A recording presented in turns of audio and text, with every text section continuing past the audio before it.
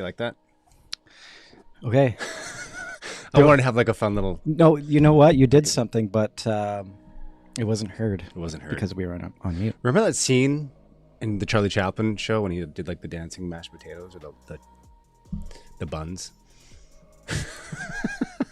I picture like feet dancing. Is this how we're going to start this one? No, come on. I'm just kidding. I just thought some levity to bring us into today's Dental Bite. We talk about our purpose. Why do we do what we do? Why are we here? Why are we here? Out of doing all of this and the success that this brings is what can we give back? We're on this planet for a very short time, and I like to think that just a blip, or like a blip on that.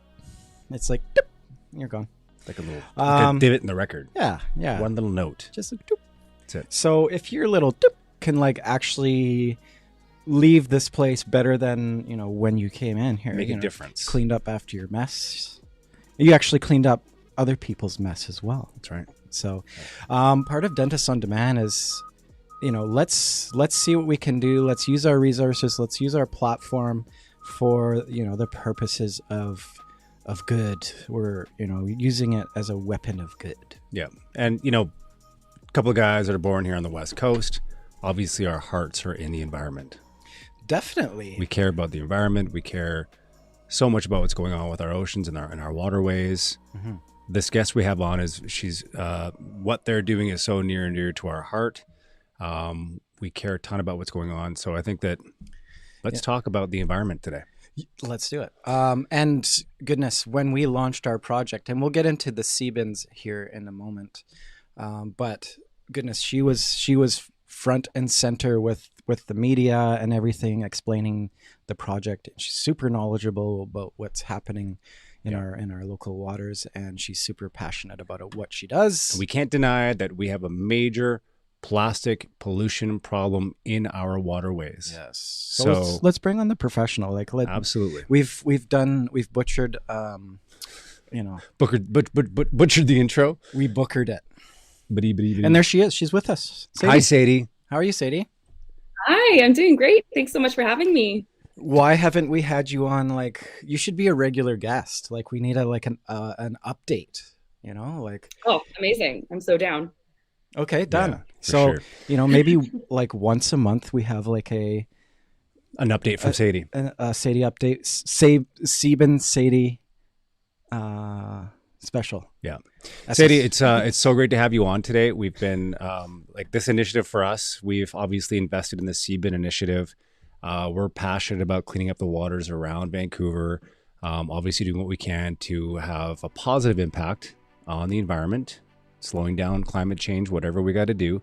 Hot topic right now, the amount of plastic that's in the ocean, how we get it out of there, how we can collect the right data to make sure we employ the right methods to getting these waters cleaner than what they are today. So we're super excited to have you on with Dentists on Demand. Sadie Caron is from the Fraser Riverkeeper.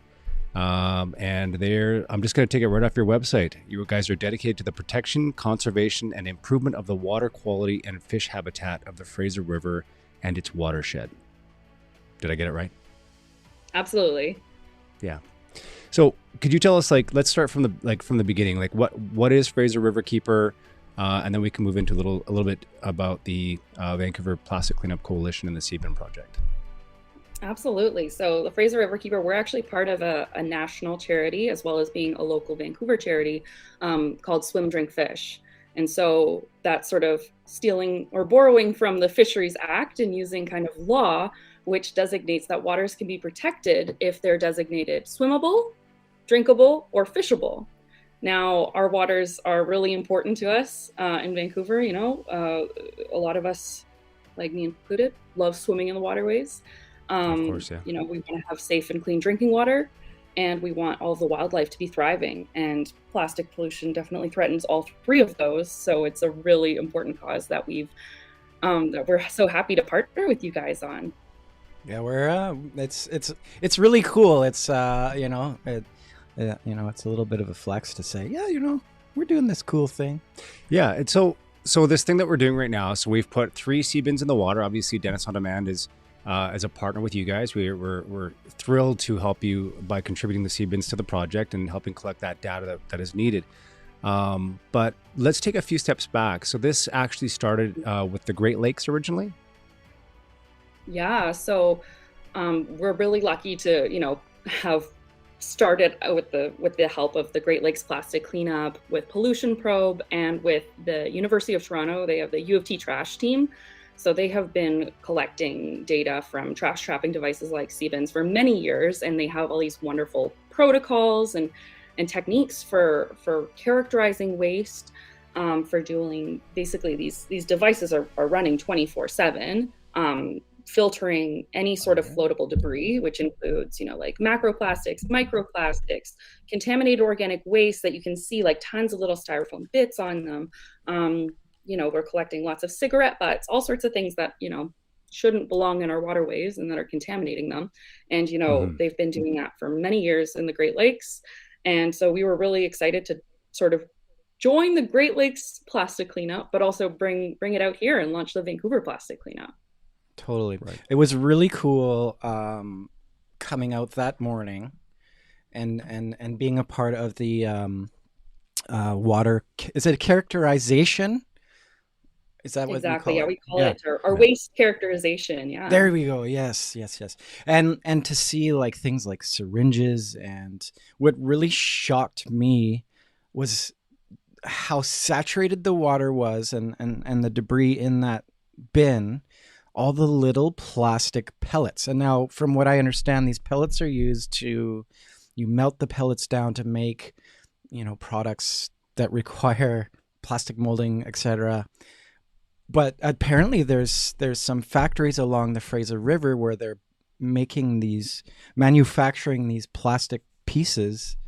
And I don't know how the pellets get there, but it was saturated. Well, I mean, I'm assuming birds and fish, they see these tiny little pellets in the water and they must think that they're plankton, or, I mean, it must be getting consumed like nonstop by marine life out there in the Fraser, in False Creek.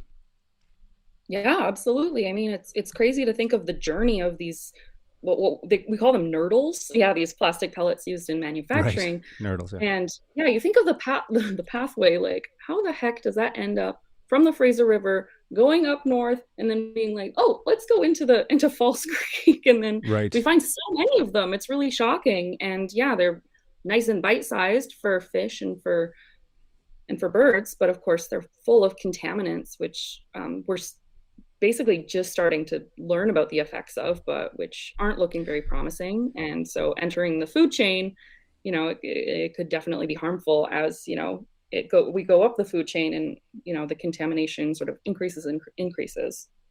Right.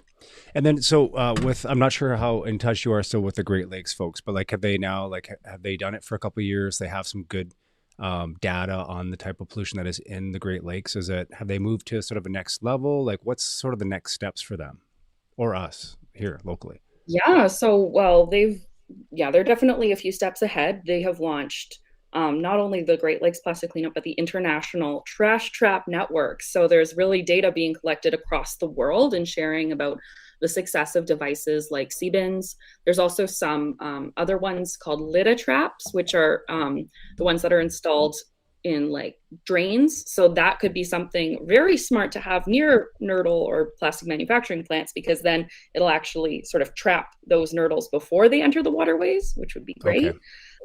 And then, there's some larger devices, like in Baltimore, they have this actual giant boat that's got a face on it, and it's called the Mr. Trash Wheel. And so it's become sort of a fixture in the city. And you can really make these devices like have a personality like they have. And so we're really seeing a lot of waste being diverted, mainly lots of plastics.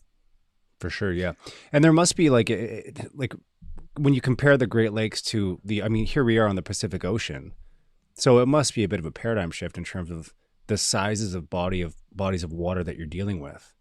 The Great Lakes, as vast as they are, you've also got the Pacific Ocean. So is there a big difference? And this might be early on to tell, but I'm assuming there'd be a lot, quite a large difference in the amount of debris that comes in from the ocean versus the Great Lakes, Well, I would think, or vice versa. where is it coming from? Is it coming down the Fraser River? That's kind of what feeds our area with all water. Like it comes down through the province, the Thompson as well, right? And picks up whatever it picks up along its journey.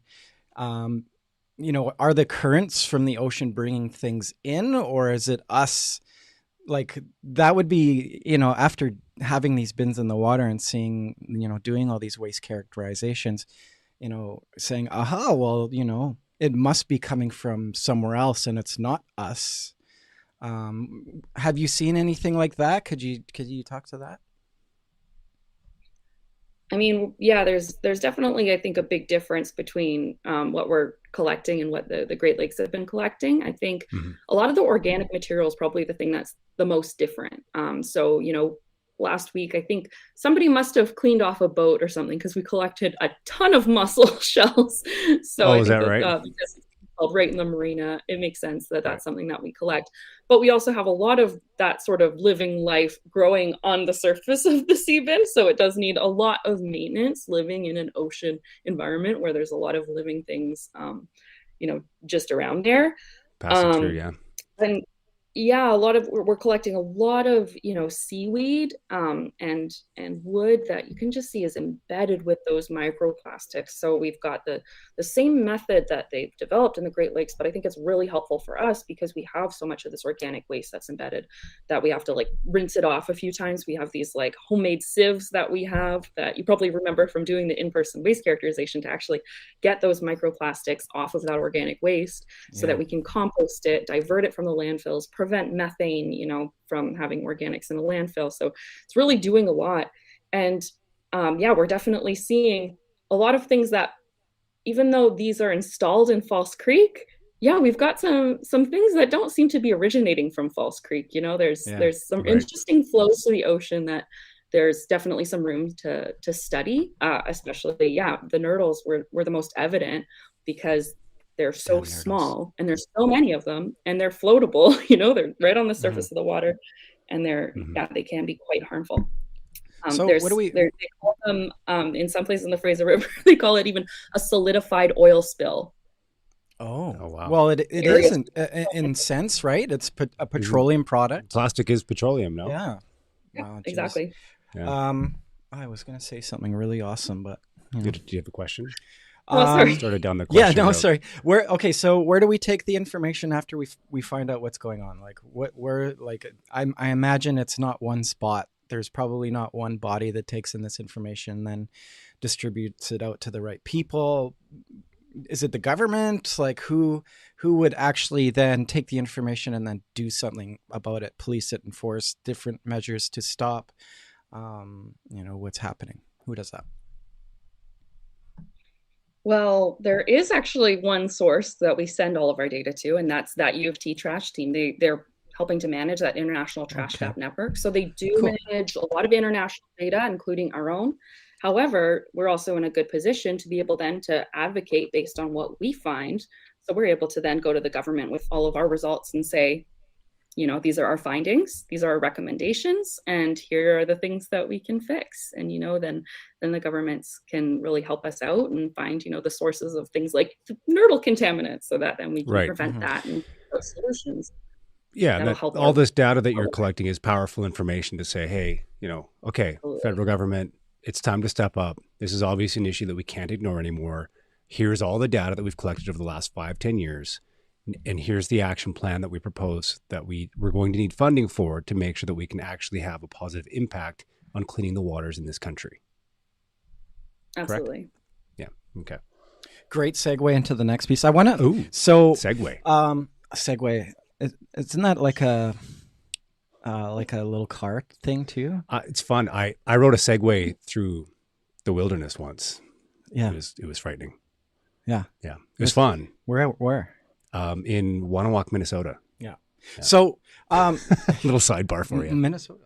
Oh, that's okay. I know. You told me about that. It was fun. So what's been really great about our connection and our partnership here is now to bring this to the dental community and get them involved. So Tyler and I have gone to, I think, close to 10 practices and have put together little pieces with our clients, with our Dentist on Demand clients, with our clients. And it's cool. It's cool for them that they know that, they're signed up with us, and that means that they're contributing to helping to give back as well.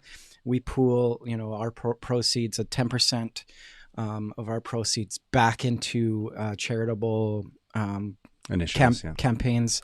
I want to show one of the videos. It's really awesome. Like,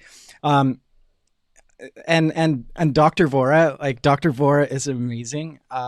She was very standoffish, not standoffish. She was very just uncertain. I mean, she was nervous. Mark and I have we have a pretty progressive stance on marketing, right? Yeah. So we're doing things, we're trying to push the edge. We're trying to be on the leading edge of things when it comes to marketing dental practices. So it's not uncommon for someone who's been practicing dentistry successfully for a while to hear some of our methods and go, I think I'm just going to stick with the traditional stuff. But she did take a leap of faith with us, and it's been fantastic. And it turned out great. It was a lot of fun. A lot of folks out there are afraid to be in front of camera. So I just want to play this video. She was brave. I think it's awesome. Yeah. Let's see it. Oh, let's hear it too, hey? Start that over.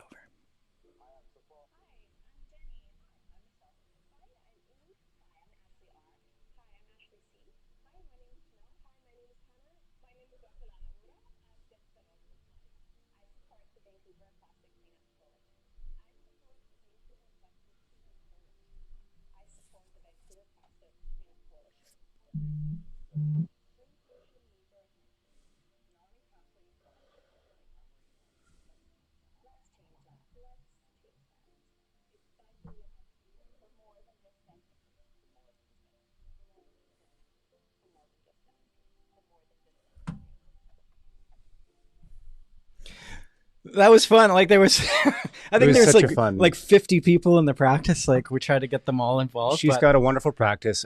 As you can see, a really cool, awesome team. And we just kind of threw it at them, and we're like, guys, would you mind getting in front of the camera? This is an initiative. The Seabins project is near and dear to our hearts. And if you can tell your patients, hey, every time you come and see us, you're helping clean the waters around British Columbia. And that's a great story to tell your patients. Absolutely. Yeah. So on that note, just to reiterate that point. So if you are a clinician, if you are a dentist and you want to sign up and have a subscription for Dentist on Demand, keep in mind that, as Mark mentioned, about approximately 10% of the proceeds that we collect. So we are a subscription-based marketing company. A percentage of the proceeds that you contribute to us for our services go towards great initiatives like the Seabin and the Vancouver Plastic Cleanup Coalition. So definitely a great reason. And when I talked to Dr. Vora about it, she's like, you know what? The Seabins. That's really kind of the reason she's on our platform. And it's a great story, and it's a great reason for people to come to your practice because you're helping clean up the environment. Totally. Yeah. Cool. What else is new and exciting in the world of swim, drink, fish? Fraser Riverkeeper. What else is going on? Well, we're just so excited. We're going to be getting our first year of data pretty soon. Can you tell we're data nerds? I get really excited about data. I am. We're not talking enough numbers for you, Sadie. Is that it? Yeah, to give you more numbers. How much actual waste have we diverted? That's been a big question for us. So soon the U of T trash team, they're putting together all of the data that we've been inputting into their little app, the Data Trapper app. So basically every day, we weigh the contents, we take a little picture, we say the last time it was emptied and the weather conditions, because those are some things that can affect how full they are. And then we have, every 2 weeks we do a waste characterization, and volunteers are welcome. You can sign up on our website. Our wonderful community science coordinator Alicia leads those, and as Mark and Tyler know, you basically it's a wonderful day. It was an eye opener. It's eye opening for sure. Yeah. So you can actually join us and participate in community science, where you are learning exactly what is in the waterway, and you're actually participating in cleaning up the waters. Very cool. So cool. We're continuing and that. Now we also have. Sorry, go ahead. Yep. yeah, I mean, we're just really big on community science. So we also have a water monitoring program on False Creek where you can join us. We cycle from 3 different locations along False Creek, and we scoop water samples as well. And we publish all of those results, whether or not it passes or fails rec water standards. So that can help if you're ever paddling in False Creek and you're curious, oh, I splashed myself in the face. Am I going to get sick? Before Right. you head out, it's a good idea to check. Yeah. So that's why we also share that. So does it like measure E. coli levels and stuff like that? Is that what you mean? Exactly. Yeah, we have our lab. We process it. We share all of our data. Right. Yeah, you can find your beach on Swim Guide, swimguide.org. Swimguide.org. Got it. I'm just trying to find that awesome video that was done by, what was his name? Hercules, that day that we were out. Oh, was it Vancouver is Awesome? Yeah, it was. Oh, here it is. I want to finish this segment off with the video of Sadie. Mark's always got videos to show. I'm the media because guy. he makes all the videos. He wants to show you the videos he made. This is Sadie, like, just rocking it, explaining. Oh, I remember this. Yeah. And it was a very nice video put together by Vancouver is Awesome and Hercules. And I think it'd be a great way to just to close off this segment here. Yeah. So before we do that, is this our send off? This is our send off. Sadie, is there anything you want to share with us before we send off with this video? No, we're just so grateful for all the work that you do and the support that you provide. So yeah. Thank you to our Keep on dentists. cleaning up our waters. Yeah. We're trying. We're trying to do our part. And just to add to that, yeah. So thank you to all of our dentists on the Dentist on Demand platform. We couldn't do it without you. And if you're looking to have an impact and you want to help clean up the environment, sign up for your listing on Dentist on Demand, and keep in mind that at least 10% of those proceeds are going to be going towards the Vancouver Plastic Cleanup Coalition and the Seabins. Yes. So again, a great cause. It's already done so much. It's done so much, and you'll see a lot of our clients are talking about it. And we'll be more than happy to provide some content, to create some content on your behalf, to talking about how you're having an impact on cleaning up the environment. So definitely go to dentistondemand.com and check it out, and know that money is going towards the environment. Cool. I like it. There you go. That's my plug for today, for us and for you, Sadie. Good plug. Yeah. One more thing is you can also go to their website at fraserriverkeeper.ca to learn more about what they're doing and all the great initiatives that they're part of. Cool. Thanks, Sadie. Sadie, it's been so great to see you today. And it's great that we're going to be doing this on a regular. Yeah. All right. Absolutely. Here we go. Okay. Sadie, we'll see you soon. Sending off.